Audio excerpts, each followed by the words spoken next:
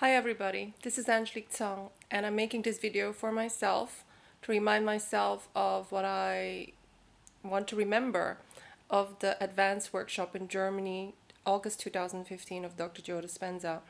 And a lot of the time when I come away from one of these amazing life-changing workshops, there's so much inspiration in me. But then as the time passes by, I find myself going back to some of these old patterns. And sometimes if I watch the videos again, I get back into the energy. So this is why I'm making the video. And of course, there's so much I'm learning every time I go to a workshop again. So one of the main things that was different about this workshop in Germany was that I was there with a group of friends, and that alone gave it so much joy, is to that be there dancing with my friends on the floor when nobody was dancing. We didn't care, we just thought, okay, let's start dancing, and during the breaks, and it was so much fun. And then after, of course, day one or day two, people just started dancing. It didn't really matter anymore. And to hug your friends when you see them and to give them all that love, that was also amazing. And to share your transformation and your insights as the days went by, that was also very, very special. And also now I'm on a WhatsApp group with some of my friends, and we're just sharing, our learnings as we continue the practice of breaking the habit of being ourselves. So, so what did I learn from this advanced workshop in Germany? It was my second one. The first one was in Carefree, which I documented in videos, and I did that every day. And as I was so tired because this workshop was happening in Europe, and it was happening one time zone ahead of where I live in London. I was less able to actually be awake enough, I think, to make videos. And also, the hotel room that I was in was a bit dark and was not bright enough to make videos. But having said that, what were the new things that I took away from this workshop? Well, there were a few new things that I realized that really impacted me.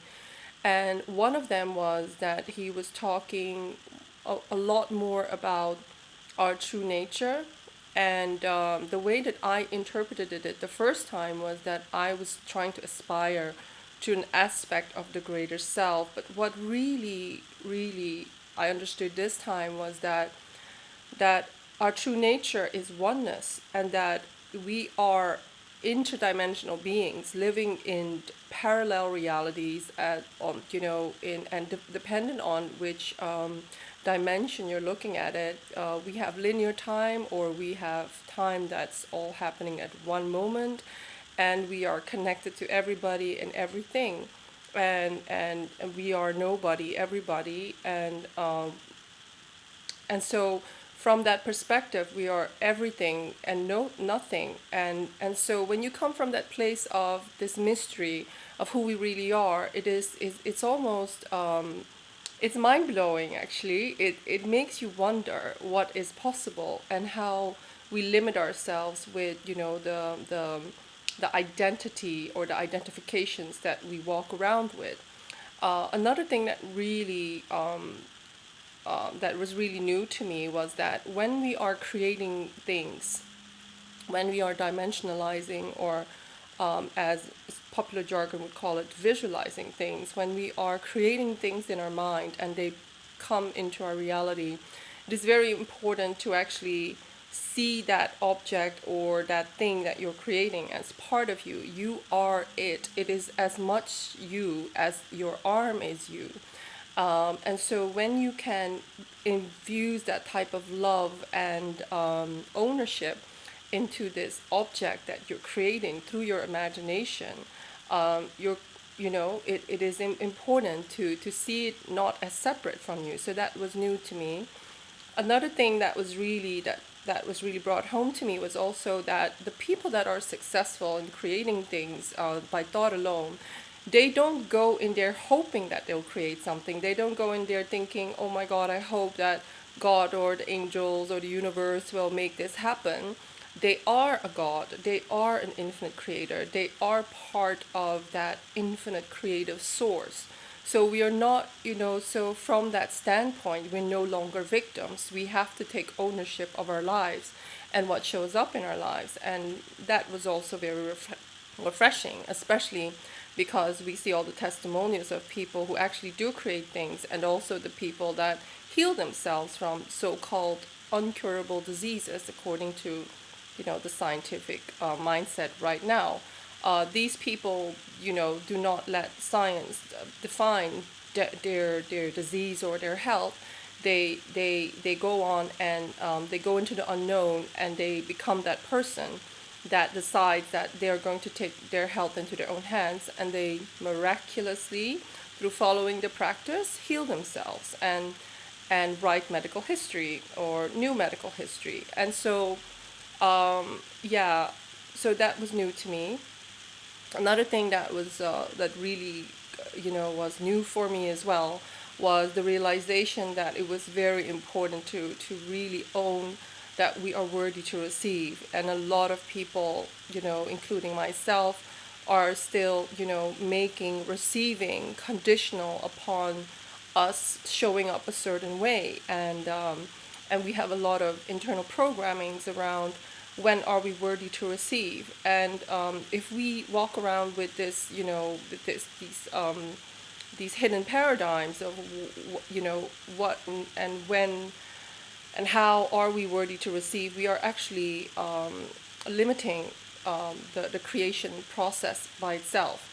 And so, yeah, and and as I came back into life, things, of course, went back to normal life as it was, and I was first confronted again with reality of life and the things that are here to face me. And I realized that we can never walk away from our creations. We can never walk away from the circumstances of our lives. We can only keep on creating. And we keep on creating by challenging our consciousness, challenging the beliefs that we have, challenging the judgments that we have about our life and about the people in our lives and the conditions of our life. And we can only become the change that we want to seek in the world. And so so the hero's journey, or the change process, or the living in the unknown and living in the miraculous, is about being in that tension when you have all these things happening in your life, and you're probably not as happy with them as you want instant change. But instant change might not show up until you are completely aligned, or a vibrational match with what you want to create. So it's a continuous moment by moment, challenging yourself to look at the thoughts that you have and the judgments that you have about what shows up in your life. And so for me, that is very inspiring, because so often we go to workshops and we feel great, and then we come back and we think, why do I still feel challenged about these aspects of my life? But these aspects of our life show up so that we can love them and so that we can transform them, and they're just showing us where we are separated from our power, and separated from love. And so that is my insightful moments of this workshop. And I'm sure there are many, many more, and I hope to keep on practicing this beautiful practice, and hope to inspire you to also do the work yourself. And as he said and I really love this. He says, "Don't be a philosopher. Be the living embodiment of the truth." And the truth is that we are creators. We are infinite, and you have to. We owe it to ourselves. We need to love ourselves enough to do the work. When we are unloving to ourselves, that's when we give up and we talk ourselves out of possibility. And so that is what really is going to inspire me for the next, every day when I wake up and meditate, and every day when I face my demons. And I hope that you get that type of inspiration for your life as well. Okay, bye bye.